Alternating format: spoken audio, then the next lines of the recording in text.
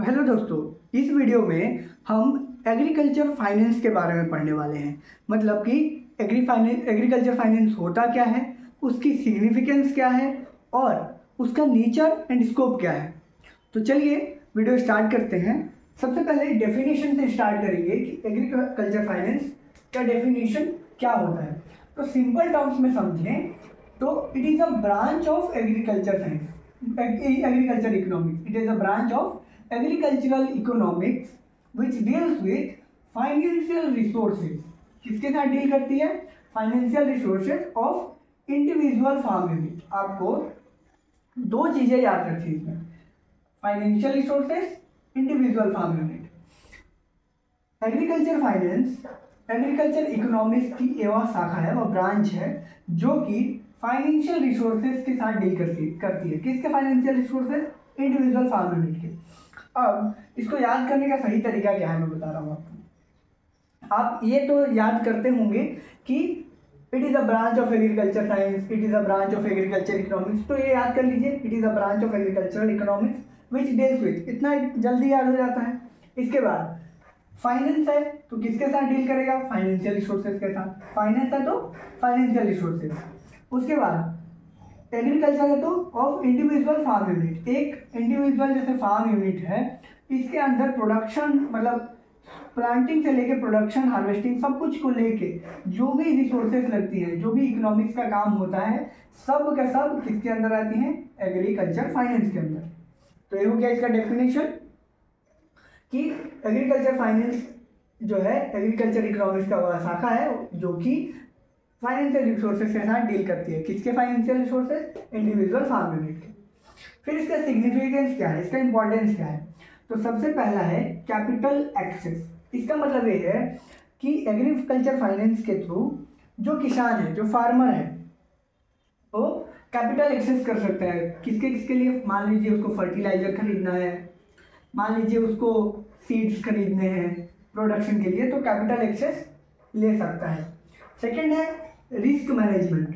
इसमें agriculture finance किसानों को इंश्योरेंस फैसिलिटी देती है और भी काफ़ी फैसिलिटीज़ मिलती हैं ताकि अगर कोई कैलामिटी मतलब नेचुरल कैलामिटीज़ हो, जैसे कि वेदर का ख़राब होना, अर्थक्वेक्स आना, जो भी होता है, जो भी होते हैं, तो उसमें क्या हो सके? रिस्क मैनेजमेंट हो सके फार्मर का। तीसरा है इनकम स्टेबिलिटी। इसका इनकम स्टेबिलिटी का मतलब ये है कि ये अश्योर करता है कि फार्मर की इनकम बनी रहे, जो इसका इनकम है वो स्टेबल रहे। कैसे? इसको डिफरेंट सोर्सेज प्रोवाइड करेगा वो, जिससे वो अलग अलग सोर्सेज से इनकम जनरेट कर सकता है। इसलिए इसकी इनकम क्या होगी? फार्मर की इनकम स्टेबल रहेगी।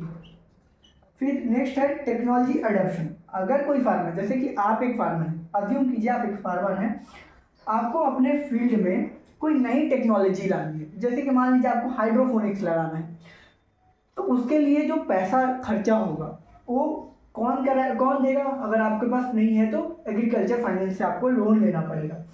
तो एग्रीकल्चर फाइनेंस इसमें भी हेल्प करती है अगर आपको मान लीजिए न्यू टेक्नोलॉजी लानी है तो। फिर उसके बाद इंफ्रास्ट्रक्चर डेवलपमेंट। अब वहीं आप किसान हैं, अब आपको मान लीजिए अपने फील्ड में इरिगेशन के लिए फैसिलिटी डेवलप करनी है या फिर कोई फार्म बिल्डिंग बनाना है, तो उसके लिए कहाँ से आपको लोन मिलेगा, कहाँ से आपको पैसा मिलेगा, कहाँ से आपको सपोर्ट मिलेगा? तो एग्रीकल्चर फाइनेंस से।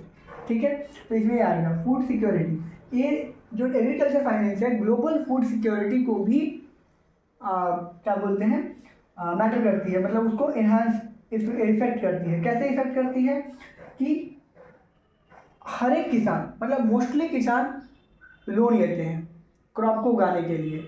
अगर उनको लोन ही ना मिले तो क्रॉप होगा ही नहीं, क्रॉप होगा नहीं तो फूड सिक्योरिटी खतरे में आ जाएगी। इसलिए एक फूड सिक्योरिटी का भी काम करता है। उसके बाद है इकोनॉमिक ग्रोथ। जो भी फार्मर है और जो हमारा कंट्री है, हमारे कंट्री का भी इकोनॉमिक ग्रोथ होता है, हमारे फार्मर का भी इकोनॉमिक ग्रोथ होता है। कैसे होगा कि ये जो है जितने भी एग्रीकल्चर से रिलेटेड काम होते हैं उनके लिए फाइनेंस कौन प्रोवाइड करता है? Agriculture finance. तो इनडायरेक्ट वे में ये इकोनॉमिक ग्रोथ में मदद कर रहा है। उसके बाद है इनोवेशन एंड रिसर्च। अब मान लीजिए आगे चल के आप एक साइंटिस्ट बनते हैं, साइंटिस्ट के लिए रिसर्च करने में बहुत पैसा खर्चा होता है रिसर्च एंड डेवलपमेंट पे। तो उसके लिए पैसा आप कहाँ से लेंगे? आप एग्रीकल्चर फाइनेंस से पैसा लेंगे। उसके बाद है रूरल एम्प्लॉयमेंट, और ये रूरल एम्प्लॉयमेंट भी बहुत ज़्यादा जनरेट करता है ताकि लोग खुद से खेती करें, खुद से खेती बाड़ी करें, और जो गांव के लोग हैं वो शहरों में माइग्रेट ना करें। तो ये रहे इसके कुछ सिग्निफिकेंस। अभी हम लोग इसके नेचर एंड स्कोप को देखेंगे। तो एग्रीकल्चर फाइनेंस का नेचर और स्कोप क्या है? तो एग्रीकल्चर फाइनेंस का सबसे पहले हम नेचर देखते हैं। सबसे पहले इसका नेचर है क्रेडिट प्रोविजन। ये क्या करता है? फार्मर्स को क्रेडिट प्रोवाइड करता है उनके इनपुट्स के लिए, उनके इम्प्लीमेंट्स को खरीदने के लिए। तो क्या क्या चीज़ के लिए? इनपुट खरीदने के लिए और उनके इम्प्लीमेंट्स खरीदने के लिए जो क्रेडिट प्रोवाइड करता है उसी का बोलते हैं क्रेडिट प्रोविजन। उसके बाद है रिस्क मैनेजमेंट। रिस्क मैनेजमेंट में क्या है कि ये क्या करेगा, अगर किसी वेदर या फिर किसी कारण से उसका क्रॉप फेलियर होता है तो क्या करेगा, उसमें फार्मर को इंश्योर करेगा कि उसका नुकसान ना हो, उसको रिस्क ज़्यादा ना हो। उसके बाद इंश्योरेंस सर्विसेज प्रोवाइड करता है। इंश्योरेंस प्रोवाइड करेगा ताकि अगर क्रॉप किसी हालत में ख़राब हो जाए तो उसको पैसा वापस मिल जाए। फिर सेविंग्स एंड डिपॉजिट्स इंकरेज करता है फार्मर को कि वो जो भी फार्म इनकम आ रहा है, उसका जो भी वो कमा रहा है उसको डिपॉजिट करे, उसको सेव करे। तो ये रहा इसका नेचर। उसके बाद इसका स्कोप क्या है?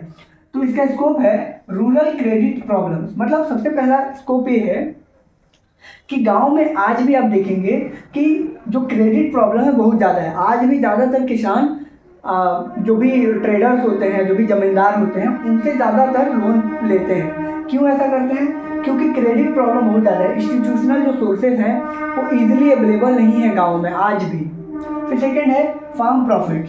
मतलब कि अब आज के भी डेट में जो फार्मर का जो फार्म प्रॉफिट है वो ऊपर नीचे होते रहता है। काफ़ी सारी चेंजेस आती है क्रेडिट प्रॉब्लम के कारण, और आपका जो गवर्नमेंट पॉलिसीज बार बार चेंज होती रहती हैं, उसके कारण से काफ़ी प्रॉब्लम होती है फार्म प्रॉफिट को मेंटेन करने में। तो उसमें स्कोप है। फिर चेंजेस इन गवर्नमेंट पॉलिसीज। मतलब क्या होता है कि देखिएगा, गवर्नमेंट के पॉलिसी हर बार जब गवर्नमेंट बदलती है, कुछ गवर्नमेंट के पॉलिसीज चेंज होते हैं एग्रीकल्चर फील्ड के लिए, कभी सब्सिडीज ऊपर नीचे होती हैं, तो उससे भी किसानों को काफ़ी इफेक्ट होता है। फिर है रिस्क मिटिगेशन।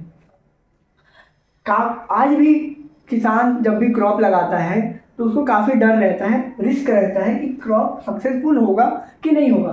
तो उसमें भी एग्रीकल्चर फाइनेंस का एक अच्छा खासा स्कोप है। फिर market access. Agriculture finance market access provide करती है कि हम अपने प्रोड्यूस को वहाँ ले जाके बेचें, वहाँ से जो भी खरीदना है खरीदें। तो उसके लिए मार्केट एक्सेस प्रोवाइड करती है। फिर माइक्रो एंड माइक्रो फाइनेंस के लिए, मतलब जो एक इंडिविजुअल फार्मर है उसके बेसिस पे भी काम करती है, और पूरे जो कंट्री का जो एग्रीकल्चरल सेक्टर है उसके लिए भी एग्रीकल्चर फाइनेंस काम करती है। तो ये रहा इसका नेचर, ये रहा इसका स्कोप, और इसका भी नोट्स आपको मैं प्रोवाइड कर दूंगा मेरे टेलीग्राम चैनल पे।